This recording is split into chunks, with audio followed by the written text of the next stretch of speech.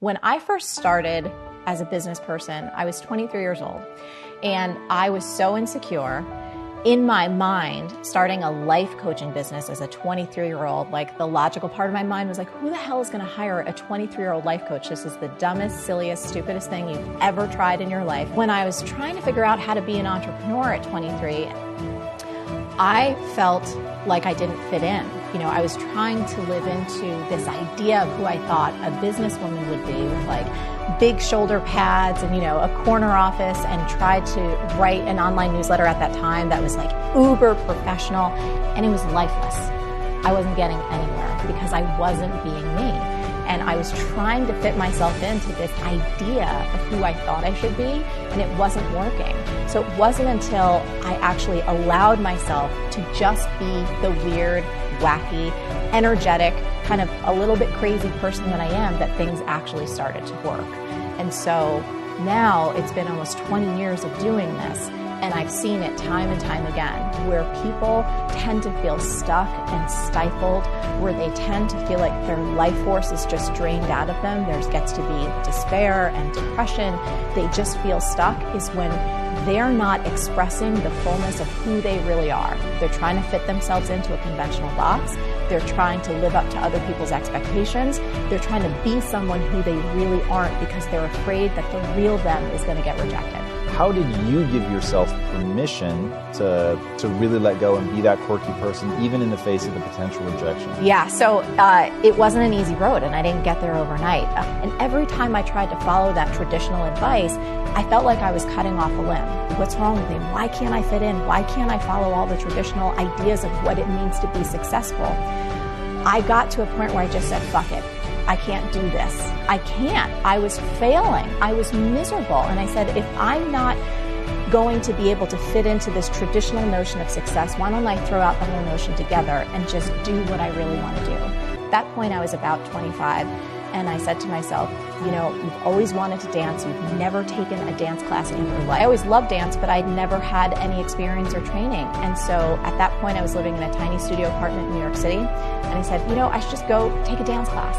But Tom, I have to tell you, I tortured myself about that idea for years. I thought about it, I fantasized about it, but I never gave myself permission to do it because it didn't fit in to being a successful life coach, or being a successful person on Wall Street, or being a successful person in magazines. I had such narrow ideas of who I could be. And so when I threw out everything and just said, I'm just going to do this my own way, I took my very first dance class at Broadway Dance Center.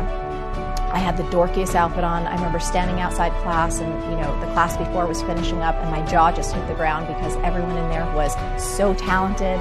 They were so good. I was so intimidated, and I felt this panic come over me. Cut to me going into the class, hiding in the back, getting down on the floor to start the warm-up, and the music came on.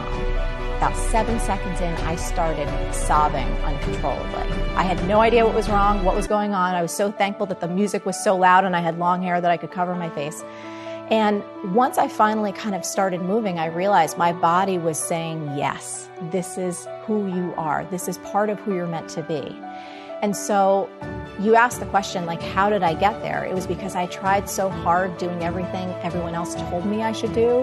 And when that didn't work, I just had to go off and bust out on my own. And it was through that experimentation and moving my body and tapping into the wisdom of this vessel that everything started to move. I've always had this belief since I was little that every single one of us is born with a unique set of gifts and talents that only we can give the world. So the impact that I want to have is, I believe our world will transform significantly when every single one of us realizes that the world really does need the special gift that only we have. So to see people wake up to that, to know that it's already in them, they don't have to do anything or be anyone different to just express that, I think we'd go a long way. And if I'm the problem, I am also the solution. So if I ever feel like in any moment life is not going the way that I think it should be going, it's because I'm resisting what is. You know, if someone didn't turn in their work on time and I'm just like, you know, getting that way, or something didn't come out right, or the delivery doesn't come, or the technology breaks, again, we can list anything in that slot, right? It's me arguing with reality. I'm making myself miserable in that moment because I'm choosing to argue with what is. That's always a losing proposition. So the more awareness I can bring to that and go like, is this really how you want to live your life in this moment, Marie? Because every single moment, as you know, sets you up for the next moment. And you string these moments together and guess what? You have your life. So every single moment is an opportunity for us to check ourselves before we wreck ourselves. And so I just try and play the game.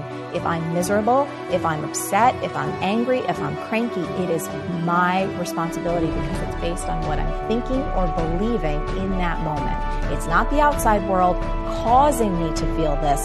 It's what I'm doing up here that's making me have that reaction. And if I'm the problem, I am also the solution.